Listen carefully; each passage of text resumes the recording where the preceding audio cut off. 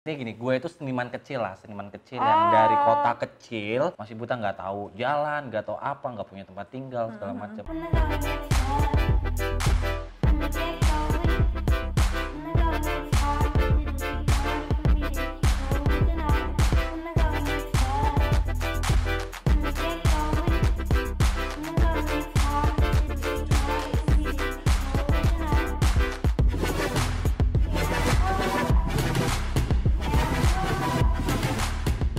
Di Indonesia itu khususnya di Senen ya, khususnya di Senen dan khususnya pedagang-pedagang kecil yang mungkin yang dagang di pinggir jalan, itu tuh rata-rata tuh ngejual produk gua, ya kan, produk gua itu udah dibundling sama produk-produk Cina yang kayak Evot C5 itu liquidnya tuh udah diganti. Itu udah dimasukin di produk gua. Nah, jualnya di situ, oh ya udah mulai booming lah dan alhamdulillah udah ada hasilnya lah. Udah ada hasilnya. Nah, barulah masuk yang namanya jus-jus itu dari Malaysia. Kayak Ana Engine, segala macam itu ya dikatakan premium juice. Karena satu kenapa dia premium, satu karena botolnya aja kita udah beda. Iya, itu packagingnya tuh udah keren ya. Kita udah pakai botol Cell Drop yang dulu yang tenar banget itu ya, yang 30 mili. Terus kemasannya itu udah emang bagus. Terus kedua, liquidnya dia itu emang salah satu liquid yang kita tidak bisa bikin karena kita tidak punya bahan bakunya yang seperti mereka. Masuklah premium dengan harga 250, ada yang sampai 300.000. Nah, barulah bermunculan tuh beberapa brewer lokal ya kan. Ya, tapi nggak banyak sih, paling ya 2-3 lah. Nah, aku boleh tahu nggak kalau harga liquid si Cloud Heaven itu berapa? 15.000. 15.000. 10 mili. 10 mili. Oh, itu bertahan terus 10 mili ya, nggak mau Iyalah, menaikkan? ya karena kita nggak ada botol juga. Terus waktu itu kan belum ada kemasan liquid yang melebihi dari ukuran itu jatuhnya. Oke, lanjut. Ya, terus gua lanjutin ya. Pas sampai 2014 awal itu pemerintah itu ngelarang. Oke. Jadi semua toko-toko vape yang ada di, yang gue tahu itu yang ada di Senen itu tutup bro. Tiba-tiba itu tutup dirazia karena ini tidak ada Depkes segala macam. Ya udahlah. Ya. Dan pada akhirnya tadinya itu gue itu udah bikin liquid itu dibalikin semua sama orang. Dan pada akhirnya gue ya balikin lagi lah duitnya. Nah di situ tuh vape itu sempet vakum itu sekitar 6 bulan kalau nggak salah ya. 6 bulan tuh bener-bener hilang semua. Jadi nggak ada yang berani. Karena ada razia, segala macam ada razia kayak gitu. Jadi orang nggak berani. Tapi gua ini tidak berhenti untuk ngebrew. Gua nggak berhenti. Gua masih tetap coba.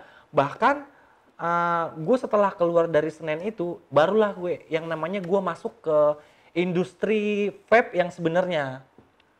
Jadi gue baru bergaul yang namanya komunitas. Gue baru bergaul sama anak vape. Itu tahun? Jadi 2014 itu. Oh, udah mulai rame ya vape ya?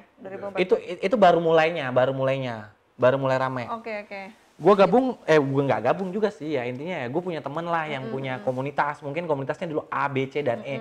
Akhirnya gue kenal mereka semua. Oh ternyata dunia vape itu luas banget. Gue ngeliat, oh di sini tuh ada liquid yang harganya 650.000, modnya sampai juta-jutaan. Dan waktu itu ya gue cuma pakainya klon-klonan doang, dan gue mungkin pakainya namanya Evot segala macam. Gue tuh nggak tahu yang namanya RDA tuh apa. Jadi gue tuh baru tahu perkembangannya itu setelah gue itu keluar dari Senen dan gue bergaul sama komunitas vape. Ya kan, gue gabung sama mereka. Gue pengen tahu apa sih yang kalian suka. Gue pengen tahu seleranya apa sih. Oh ternyata begini. Dia modnya mahal itu segala macam itu.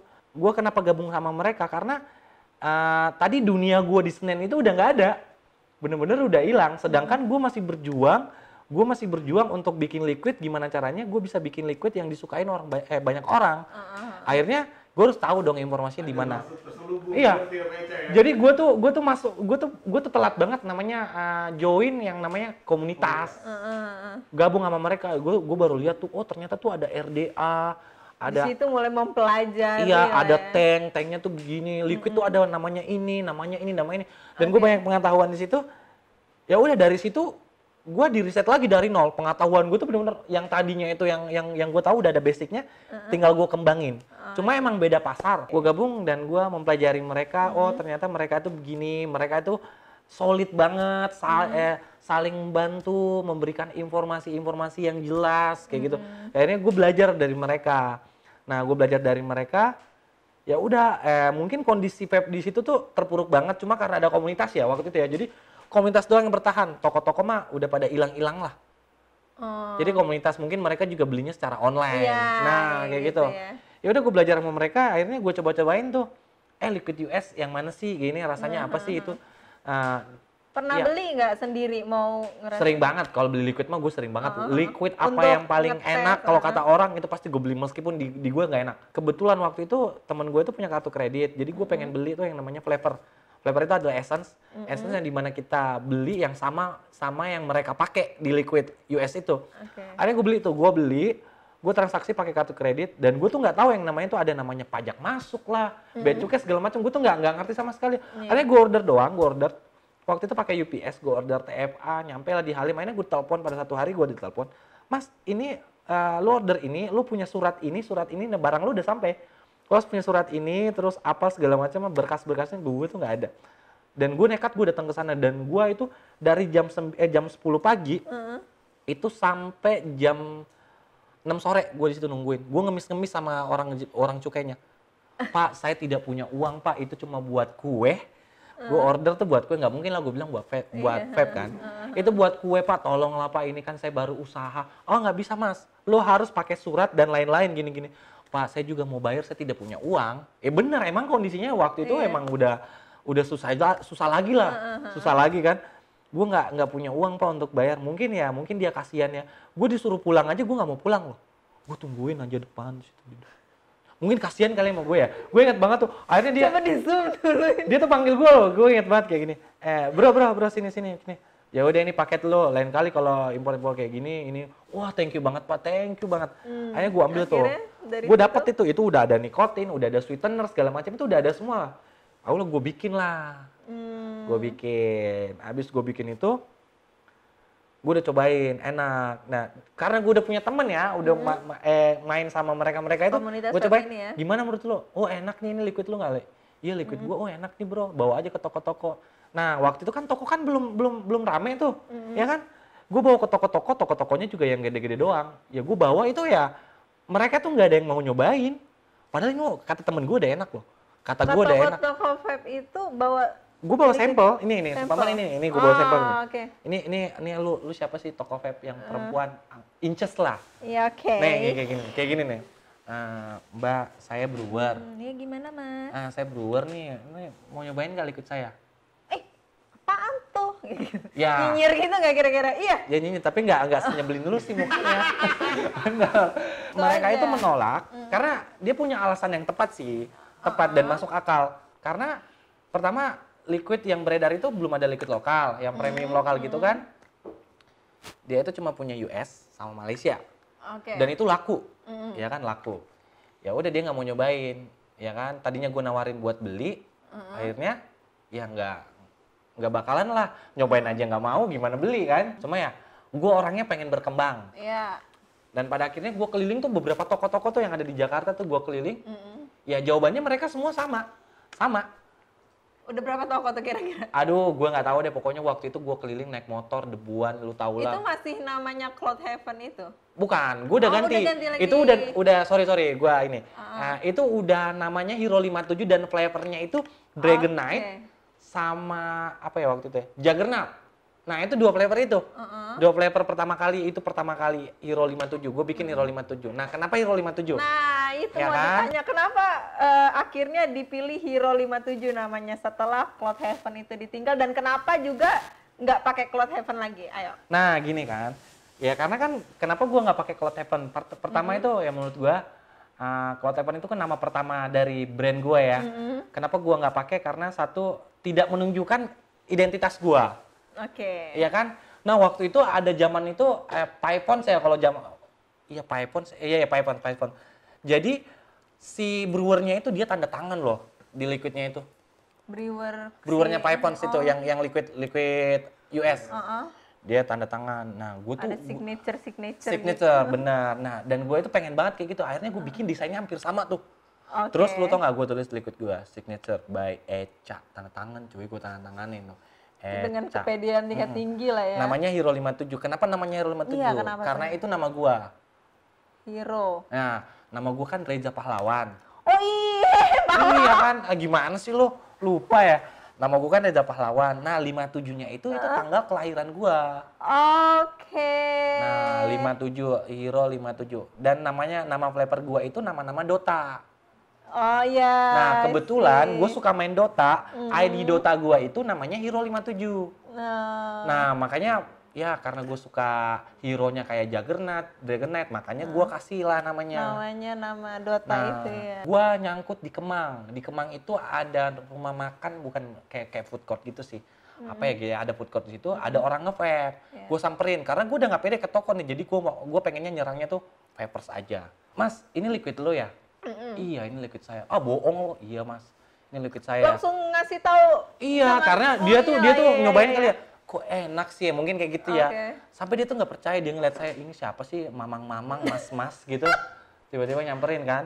Ya udah, dan pada akhirnya dia bilang, kalau memang ini liquid, lu bawa ke toko sebelah. Gue biasanya beli liquid di toko sebelah. Di mana Mas? Ada di samping di sini nih, namanya Sapom. Cek toko sebelah. Cek toko sebelah. Makanya gue nyamperin Sapom. Gue nyamperin di Sapom, gue tawarin lah liquid gue di sana. Tapi gue tawarin tuh cuma buat nyoba doang, cobain. Dan pada akhirnya gue ketemu ownernya namanya Martin tuh. Ketemu, akhirnya Martin tuh bilang kayak gini, ini liquid lu? Iya, ini liquid gue. Oh ya udah, lu bawa nggak? Gue bilang bawa sih. Emang kenapa bro? Ya gue mau beli. Hah? Yakin lu mau beli? Seneng banget lu gue. Yang tadinya enci-enci yang mana itu, yang koko-koko itu udah nolakin. Akhirnya gue ketemu, yaudah gue beli aja. Akhirnya gue ambil tuh di bawah tuh. Gue ambil di motor gue cuma bawa berapa. Dibayarin loh semua sama dia. Gila nggak? Terbaik nggak? Wow. Itu pecah telur cuy. Itu pecah telur. Ya? Iya, pecah telur banget. Nah, dan lu tau nggak itu tuh gue seneng banget, gue tuh dapat energi yang tadinya tolak-tolakin sama enci-enci sama koko-koko itu tuh. Akhirnya tuh gue ketemu Martin, akhirnya gue dibeli liquidku, oh gue semangat banget ya. Martin lah orang pertama, terima kasih Martin. Thank you Martin gitu. Jadi itu kan udah dibeli tuh, pas udah dibeli, emang lu pikir gue diem doang? Enggak dong, enggak. Apa yang gue lakuin? Apa yang dilakukan? Gue harus tahu dong informasi siapa sih yang beli produk gue di sana, ya kan? Itu Sapom bukanya itu jam 2 siang. Jam 12 sore. Sebelumnya gue telepon Martin, Tin, gue boleh datang nggak ke toko lo? Boleh aja, main aja. Namanya toko vape bebas. Ya udah, gue jam 12 siang itu gue udah berdiri di depan tokonya dia yang belum buka, karyawannya belum datang. Akhirnya pas karyawannya datang, gue bantu-bantuin untuk beres-beres biar toko itu udah buka cepet. Gue jadi SPG, aku kalau laki-laki apa sih? SPB, bukan SPBU ya. SPB. Jadi gue jadi SPB itu, jadi gue itu produk gue udah di etalase nih sini nih. Lu dateng nih nge-vape nih, Mbak cobain nih produk saya Mbak. Kayak gitu. Jadi gue tuh memperkenalkan produk gue itu sama customernya mereka. Iya kan, biar ada yang push lah produknya. Yang lain itu nggak risih apa nih, ngapain sih ini mama? Enggak. Karena kan gue udah izin sama ownernya. Gue boleh nggak, gue boleh datang nggak? Ya, ibarat kata daripada dia bayar orang, gue gratis cuy. Iyalah. Ya kan, gratis. Ya udah gue tawarin ke orang, lo cobain liquid gue yang bikin gitu-gitu. Dan pada akhirnya mereka pada suka, gue dapat energi lagi. Bro produksi yang gini, ya, gue terima masukan. Coba lu deh, dia ngeluarin liquidnya. Udah bener-bener excited sama liquid gue, dia keluarin liquid jagoannya. Lu bikin dong yang kayak gini. Gitu, udah banyak tuh yang kayak gitu. Bikin. Boleh nggak Om ya, saya minta setengah botol ya. Setengah botol gitu. Berapa tetes gitu kan, gue ambil. Gue bikin belajar. Dari situ berkembang, baru gue ketemu yang namanya Jakarta Vapor Shop, JVS.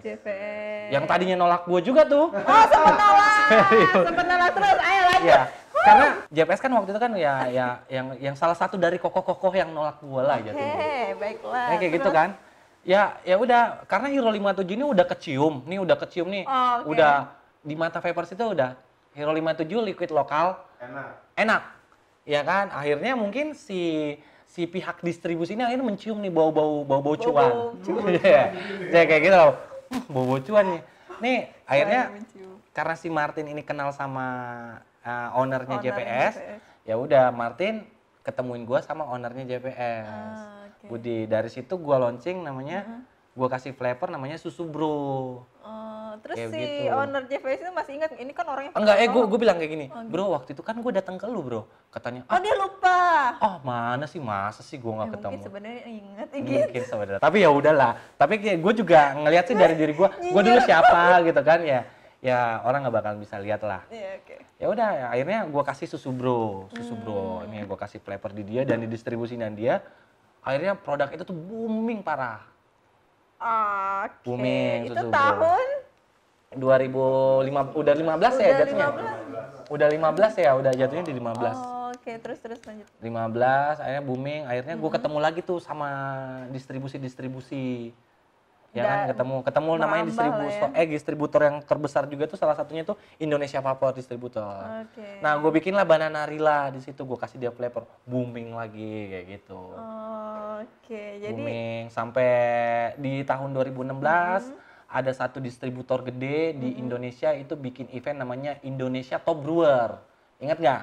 Ingat. Dia mah belum lahir ya. belum lahir.